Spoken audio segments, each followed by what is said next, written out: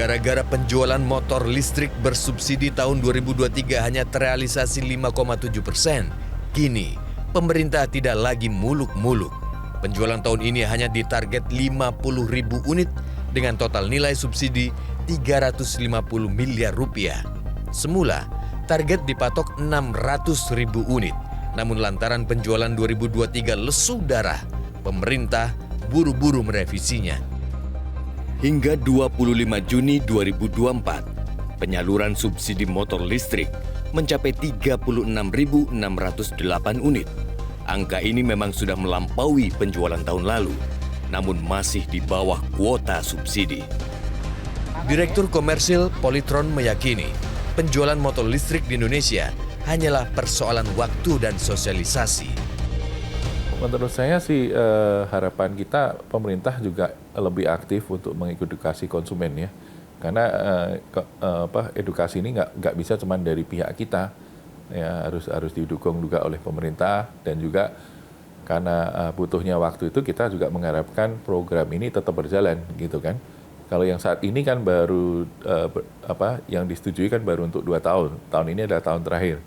Nah, kita harapkan pemerintah juga tetap berkomitmen untuk melakukan subsidi ini supaya transisi kita dari motor bensin ke motor EV ini bisa berjalan dengan lebih baik dan lebih cepat. Penyalur motor listrik merek Greentech juga lebih optimistis di tahun ini. Namun ia tidak menampik, masyarakat masih meragukan motor listrik.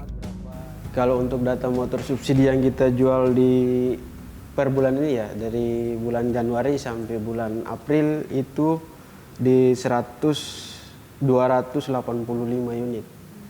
Nah, itu dari dealer kita sini. Kalau misalkan tahun sebelumnya itu berapa tuh? Kalau tahun sebelumnya kita bisa 3.000 unit. Karena kan kita ada kerjasama juga kan sama instansi juga, ada yang pembelian buat operasional. Kan memang trennya itu naik ya penjualannya, tapi masyarakat itu masih banyak yang belum tahu gitu. Maksudnya masih banyak yang belum masih mikir-mikir gitu untuk membeli motor listrik itu gimana? Ya kalau dari kita sini kita udah tahu keluh kesah dari mereka, makanya kita sediain home service yang itu yang lebih awal. Karena kan customer pada saat rusak dia nggak tahu mau service di mana, karena itu yang lebih utama sih di situ. Ketua Asosiasi Industri Motor Listrik Indonesia tidak menutup mata terhadap kegamangan masyarakat. Asosiasi sadar diri infrastruktur motor listrik di dalam negeri belum masif tersedia.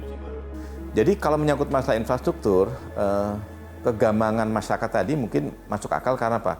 Bengkel ini kan belum banyak memang, bengkel pabrik sepeda motor ini belum banyak. Tapi sebetulnya dengan adanya tumbuh industri yang sepeda motor konversi, secara tidak langsung pelaku bengkel konversi itu bisa menjadi bengkel, gitu. Cuman mungkin di satu kota kalau kita dapatkan belum kelihatan banget barangkali ya, gitu. Kemudian kalau dibandingkan mungkin kepercayaan masyarakat juga belum.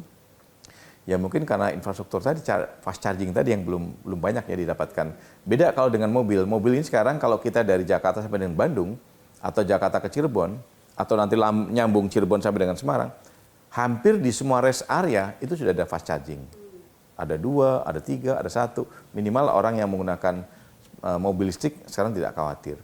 Tapi kalau tadi mungkin sepeda motor sih digunakan untuk tanjakan atau jarak jauh, sebetulnya tidak usahlah sepeda motor listrik ya, sepeda motor saja digunakan jarak jauh, apalagi yang cc-nya mungkin sekitar 150 dan sebagainya. Secara keselamatan memang sebetulnya nggak begitu bagus. Jadi artinya ya pemerintah pastinya sering juga saya mendengarkan dan juga kita, memang sepeda listrik, ya, sepeda motor listrik lebih bagus digunakan di perkotaan saja. Mungkin ya jarak-jarak mungkin dari sini ke mana, ke Bekasi itu masih mungkin lah ya, atau ke Tangerang gitu. Tapi kalau dari Jakarta ke Cirebon ya fast charging juga belum ada itu kan. Tapi harapan saya semakin lama sih, kalau semakin pertumbuhan semakin banyak, pastinya banyak investor juga sudah mulai masuk untuk fast charging, mungkin akan semakin ada.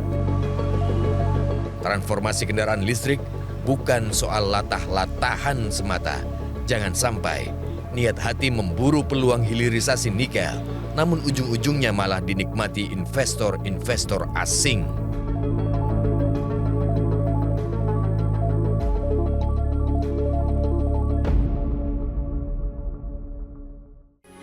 Metro TV